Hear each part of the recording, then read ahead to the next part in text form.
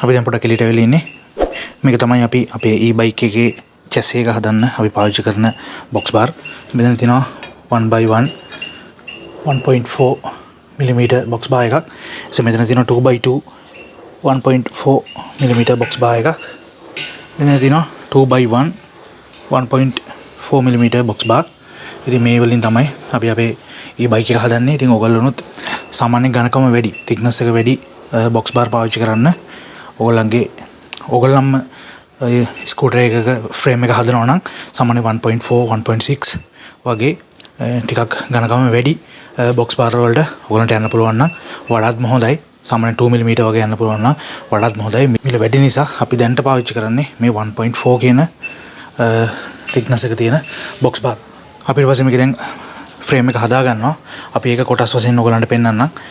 සම්පූර්ණම එක දිගටම පෙන්වන්න ගියොත් එහෙම විශාල වෙලාවක් යන නිසා අපි දැන් මේක අපිට අවශ්‍ය කරන විදිහට කපාගෙන ඉවරලා මේ සැකිල්ලේ වැඩ කටයුතු පටන් ගන්නවා. මේක තමයි යාළුවනේ අපි හදන මේ ස්කූටර් එකේ දල සටහනක් මේ තියෙන්නේ. මේක අපි මාක් සටහන කරලා දෙනවා. මේ තියෙන මේක තමයි ෆ්ලෝ එක විදිහට කියන්නේ අපි නැගලා ඉන්න කොටස තමයි මේ තියෙන්නේ. මේ තියෙන box bar වලින් මේක නිර්මාණය වෙන විදිය ඔයාලන්ට දල අදහසක් ගන්න පුළුවන්. මොන මේ තියෙන්නේ මෙන්න මෙතන තමයි රෝද දෙක එන්නේ.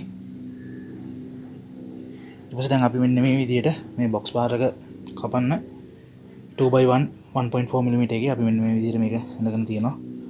මේ කපල ඉවත් කරන්න ඕන කොටස් තමයි මේ තියෙන්නේ.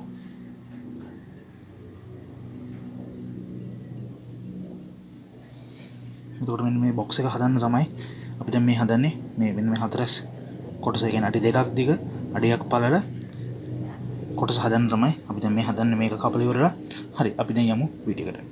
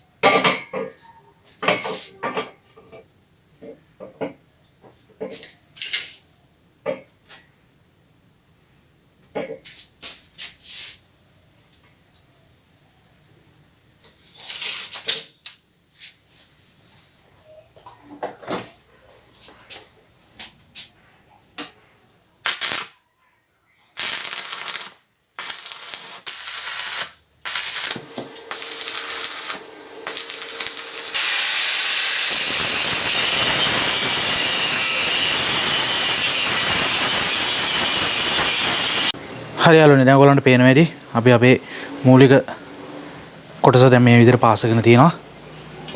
ඔයගොල්ලන්ට පේනවා ඇති 2/1 box bar වලින් හදාගත්ත සැකිල්ල. ඒකේ කොටස් දෙකක් අරගෙන ඉවරලා අපි මෙන්න මේ විදිහට එකට සම්බන්ධ කරලා දිනවා පාසල වල. මොකද මේකේ උස ප්‍රමාණය ඇතුලේ උස ප්‍රමාණය අපිට හදා ගන්න ඕන හින්දා බැටරි පැක් එක ඊට පස්සේ අපේ control unit එක ඒ වගේම අපේ තව සර්කිට් යුනිට් වගේක් එනවා. ඒ ටික ඇතුළට දාලා තියාගන්න පුළුවන් විදිහට ඒ උස හදා ගන්න තමයි අපි මෙන්න මේ විදිහට දෙකක් එකට පාසලා තියෙන්නේ. ඉතින් මෙන්න මේ විදිහට තමයි මූලික සැලැස්ම. ඒක දැන් ඔයගොල්ලන්ට පේනවා ඇති. අපි මේක එළිය සහ ඇතුළත මුළු මට්ටමට ගන්නට හදලා තියෙනවා කියලා ඔයගොල්ලන්ට පේනවා. මුළු මට්ටමට ගැලපෙන්න ගන්නට හතර පැත්තම අපි සම්බන්ධ කරලා තියෙනවා. ඊට පස්සේ අපි මේකේ ඉස්සරහා කොටසට අපේ හැන්ඩල් එක සම්බන්ධ වෙන්න කොටසක් පාසලා තියෙනවා. බලමු දැන් අපි ඒක මොන වගේද කියලා. මේ තියෙන්නේ අපි හදාගත්ත කොටස. ඔයාලන්ට පේනවා ඉතින් අංශක 45 කොටස් දෙකක් තමයි දෙපැත්තට අපි අරන් තියෙන්නේ. මෙම කොටස අඟල් 3ක් දිගයි. එතකොට මෙතන ඉඳලා මෙතනට අඩියක් දිගයි අඟල් 12යි. මෙතන ඉඳලා මෙතනට අඟල් 3මාරයි. එතකොට අපි මේක අපි අරන් තින්නේ අපි පාවිච්චි කරන්නේ සයිස් 12 ටයර් එකක්. ඒ කියන්නේ පොඩි බබාලට එන බයිසිකල් වල ටයර් එකක් තමයි අපි පාවිච්චි කරන්නේ. එතකොට මේක මෙන්න මේ ආකාරයෙන් මෙතනට මෙන්න මෙහෙම සම්බන්ධ වෙනවා. පාසනවා. අපි මුලින්ම බලාපොරොත්තු වෙන්නේ මෙහෙම එළියෙන් සම්බන්ධ කරන්න. එළියෙන් සම්බන්ධ කරොත් එහෙම අපි දැන් බයිසිකල් හදලා ඉවරලා මේකේ ලයින් ටික අරගෙන එනකොට අපිට මේක විදලා තමයි ගන්න වෙන්නේ. ඒ හින්දා අපි අන්තිමට තීරණය කරා මේක මෙහෙම ඇතුල් පැත්තට මෙන්න මේ ආකාරයෙන් සම්බන්ධ කරනවා කියලා. එතකොට මේ කොටසේ මේ මෙතන හෙඩ් එකට තමයි මෙන්න මෙතනට තමයි අනිත් කොටස සම්බන්ධ වෙන්නේ. අපි බලමු ඉදිරියට කොහොමද මේකේ වැඩ කටයුතු ටික වෙන්නේ කියලා. හරි දැන් අපි හදන්නේ මේ මේන් ෆ්‍රේම් එකට අපි හයි කරන්න හදාගත්තා වගේම මේ ඇන්ගල් එකේ තියෙන කොටසක් තවත් මේ වගේම කොටසක් අපි දැන් හදා ගන්න හදන්නේ. දැන් ඔයගොල්ලන්ට පේන ඇති අංශක 45 නම් අපිට නමන්න පුළුවන් විදිහට අපි මේක ඇඳගෙන තියෙනවා. ඊට පස්සේ අපි කරන්නේ මේක මේ කොටස් ටික කපලා අයින් කරනවා. එතකොට දැන් මේකේ ගත්ත දිගට වඩා අඩු ප්‍රමාණයක් තමයි දැන් මෙතන අපි මෙතනට අරන් තියෙන අඟල් 3මාරක්. ඒකේ එතකොට මේකේදී අරන් තියෙන අඟල් 3ක කොටසක් මේකේ අරන් තියෙන මෙතනින් මෙතනට අඟල් 12යි. එතකොට අපි මේකේදී අරන් තියෙන මෙතනින් මෙතනට අඟල් 10මාරක්. මෙතන පොඩි ස්පේස් එකක් තියෙන්න ඕන මේක අපිට රෝදේ හරවන්න පුළුවන් විදිහට. ඊට පස්සේ ඉතුරු කොටස දැන් අපි මේකේ නම් අපි කපාගෙන තින්නේ අඟල් 3ක කොටසක් තියලා ඉතුරු ටික කපලා තියෙන්නේ. අපි මේකෙදි කපා ගන්න අපිට මේක අවශ්‍යයි පල්ලෙහාට අරගෙන ඉවරලා අපි සොකට් සොප එක හයි කරගන්න පුළුවන් විදිහට අපි ඒක ඇඩ්ජස්ට් කරගන්න ඕන. දැන් අපි මේ මෙන්න මේ කොටස් ටික කපලා අපි මේ හැඩේ නමාගමු. හරි අපි බලමු දැන් කොහොමද මේක කරගන්නේ කියලා.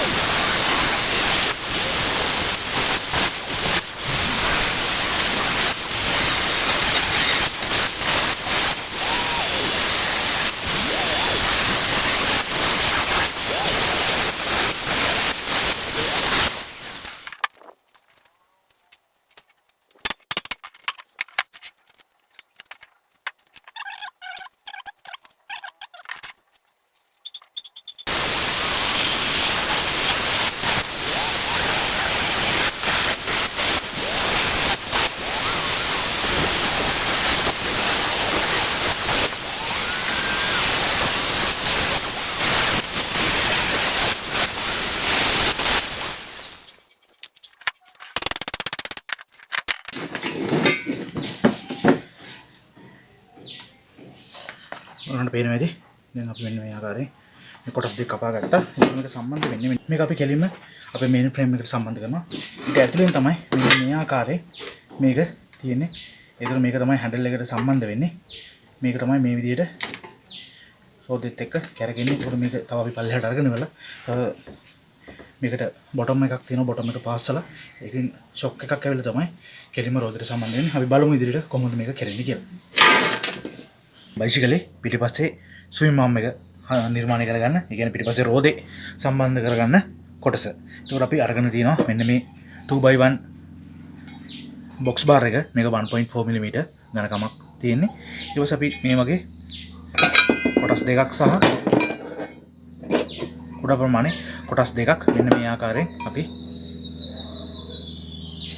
හදාගෙන තියෙනවා. මේකේ මේ විදිහ තමයි හදාගෙන තියෙන්නේ. එතකොට මේකේ දිග ප්‍රමාණය ගත්තොත් එහෙම ඔයාලට පේනවා දිග කොටසේ දිග ප්‍රමාණය තියෙනවා අඟල් 6ක්. ඊට පස්සේ මේ කුඩා එකේ තියෙනවා දිග ප්‍රමාණය අඟල් 4ක්. එතකොට සම්පූර්ණ අඟල් 10ක් වැටෙන විදිහට තමයි අපි එක පැත්තක් නිර්මාණය කරගන්නේ. මේකේ පොඩි හැඩයක් ගන්න අවශ්‍ය නිසා තමයි අපි මෙහෙම කොටස් දෙකකට අරගෙන තියෙන්නේ. හරි දැන් ඔයගලන්ට පේනවා ඇති මෙන්න මේ ආකාරයෙන් තමයි අපි මේක පාස් කරගෙන ඉවරුනාම පේනවා මෙන්නේ ස්විම් ආම් එක. එතකොට මේකේ සම්පූර්ණ දිග ප්‍රමාණය අපිට අවශ්‍ය වෙන්නේ අඟල් 9යි. අපි එතකොට මෙතන ඉඳලා මෙතනට අඟල් 9ක් වෙන විදිහට මේක ගානට හදාගෙන ඉවර වෙලා මේක පාස් ගන්න ඕන. මෙන්න මෙතනින් මේ කොටස් ටිකෙන් අපි මේක පාස් කරන නිවැරදිව හදා ගන්න ඕනේ. අපි අපේ බයිසිකලේ මේන් ෆ්‍රේම් එකට මෙන්න මේ බොටම් එක අපි පාස් ගන්නවා. පාස් කරන වෙලාව බොටම් එකේ ප්‍රධාන කොටස තමයි මෙන්න මේ කොටස තමයි අපි පාස් ගන්නේ ෆ්‍රේම් එකට. ඊට පස්සේ ඔයගලන්ට පේනවා මෙතන මේ විදිහට අපිට අවශ්‍ය කරන විදිහට කැරගෙන විදිහට තියෙන්නේ මේ කොටස අපි පාස් ගන්නවා. මෙන්න මේ ආකාරයෙන් මේ යන දෙක බුරුල් කරලා තද කරගන්න පුළුවන් විදිහට සම්බන්ධ කරගන්නවා. ඊට පස්සේ ඔයගලන්ට තේරෙනවා මේ තියෙන අපි බයිසිකලයට පාවිච්චි කරන්න ගෙන අපු හබ් එක. එතකොට මෙන්න මේ ආකාරයෙන් හබ් එක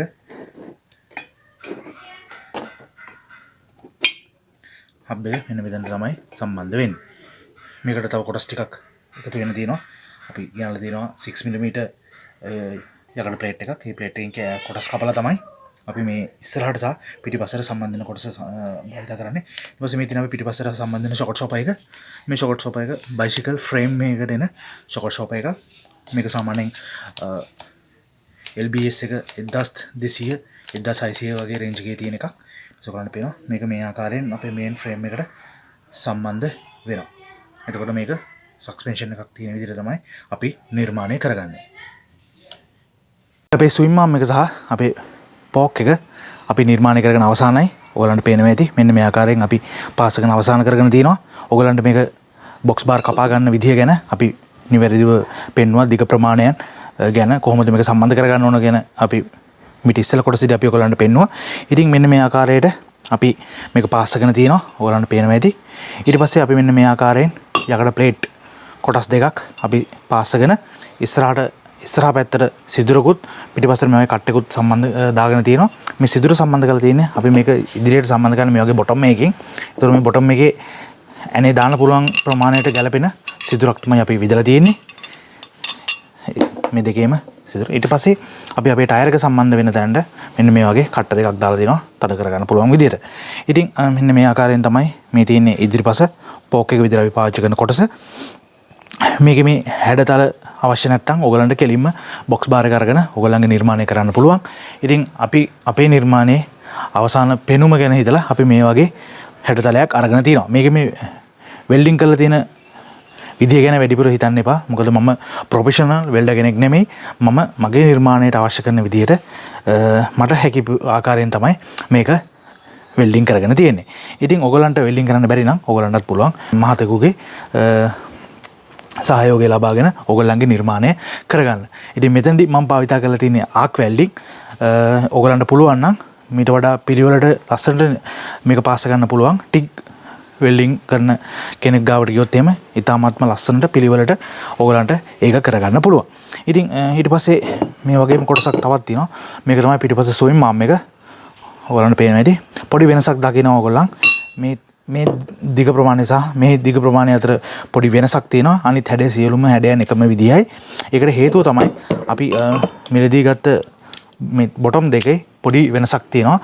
මොකද එක බොටම් එකක් මිලිමීටර් 126ක් දිග බොටම් එකක් දිග ප්‍රමාණය. අනිත් බොටම් එක මිලිමීටර් 116ක් දිග බොටම් එකක්. එතකොට අපි මේ පිටිපස්සට භාවිතා කරන ස්විම් ආම් එක කොටසට භාවිතා කරන බොටම් එක මිලිමීටර් 126ක්.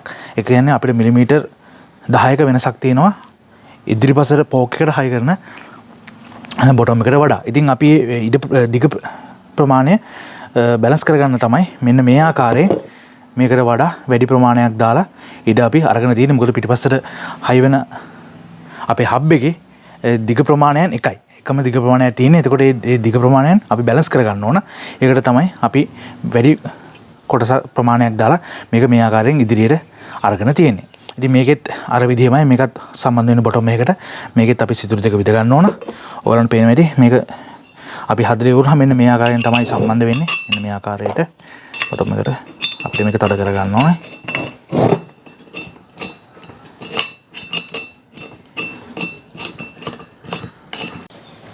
මෙන්න මේ ආකාරයෙන් තමයි අපි අපේ බොටම් එකට අපි මේ හදාගත්ත කොටස සම්බන්ධ කරන්නේ.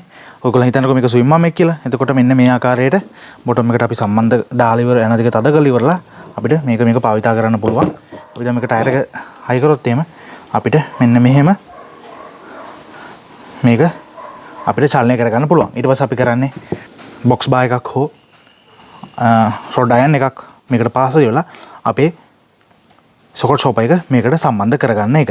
මේ ආකාරයෙන් තමයි ඉදිරිපස පෝක් එක සහ පිටිපස ස්විම් ආම් එක නිර්මාණය වෙන්නේ. මෙතන අපි භාවිත කරන බොටම් එක.